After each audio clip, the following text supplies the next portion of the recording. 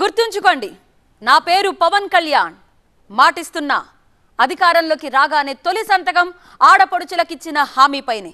ఎప్పుడో 5 ఏళ్ల క్రితం చేసిన ఈ ప్రామిస్ ని పవన్ గుర్తుపెట్టుకుంటారా అనుకున్నారంతా.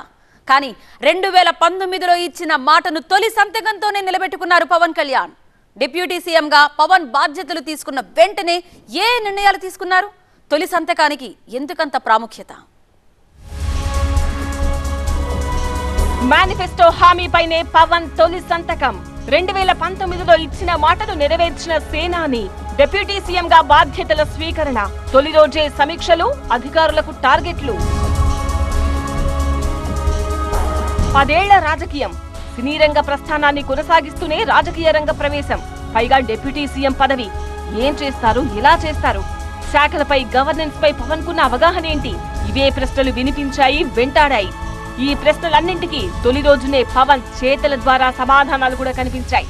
10 ఏళ్ల రాజకీయంలో పవన్ చెప్పిన మెయిన్ డైలాగ్ సమస్యలపై అధ్యయనం చేస్తున్నా అనేదే.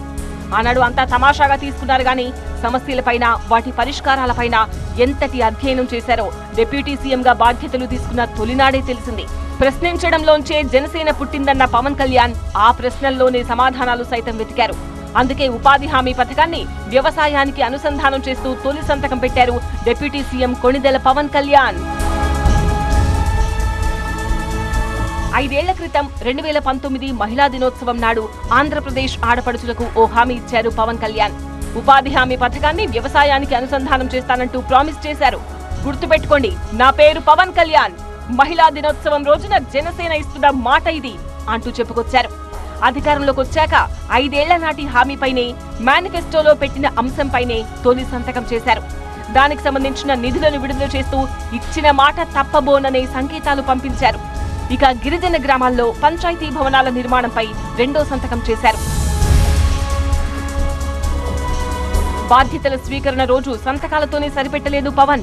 డిప్యూటీ సీఎం హోదాలో తన శాఖలపై ఐఏఎస్ అధికారులతో రివ్యూ చేశారు. గ్రామాల్లో రోడ్ల నిర్మాణంపై ఫోకస్ పెట్టారు. ప్రతిపక్షంలో ఉన్నప్పుడు రోడ్ల సమస్యలను హైలైట్ చేసింది జనసేనే. పంచాయతీల్లో రోడ్ల నిర్మాణం తన శాఖే కాబట్టి సీరియస్ ఫోకస్ పెట్టారు.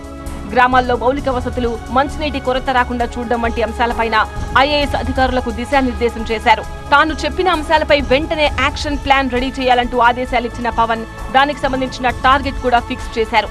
3 నెలల్లో సమస్యల పరిష్కారం జరగాల్సిందేనని, 3 నెలల తర్వాత రివ్యూ ఉంటుందని ఓ లక్ష్యాన్ని నిర్దేశించారు.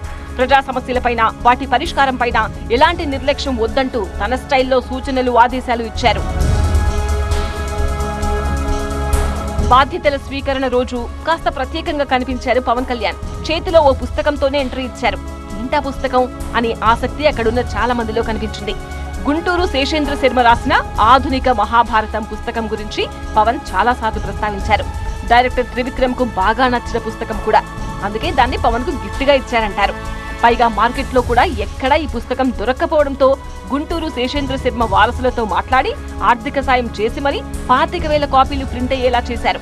అంత ప్రత్యేకమైన ఆ పుస్తకాన్నే తొలి రోజు తన వెంట తీసుకొచ్చారు. ఇక తొలి రోజు తొలి సంతకం కూడా చిరంజీవి భార్య సురేఖ ఇచ్చిన పెన్నుతోనే చేశారు. విజయవాడలోని తన క్యాంప్ ఆఫీస్ లో ప్రత్యేక పూజలు చేసిన తర్వాత వేద పండితుల ఆశీర్వచనాల మధ్య టైం చూసుకుని మరీ బాధ్యతలు స్వీకరించారు పవన్. డిప్యూటీ సీఎం హోదాతో పాటు కీలక శాఖలు అప్పగించారు సీఎం చంద్రబాబు. పంచాయతీరాజ్, గ్రామీణాభివృద్ధి, పర్యావరణ, అటవీ, శాస్త్ర సాంకేతిక శాఖలు ఇచ్చారు. పైగా పవన్ కళ్యాణ్ కు మాత్రమే డిప్యూటీ సీఎం హోదా కల్పించారు.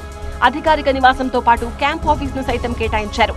పవన్ కళ్యాణ్ గౌరవం, హోదా ఎక్కడా తగ్గకుండా చూసుకుంటున్నారు సీఎం చంద్రబాబు.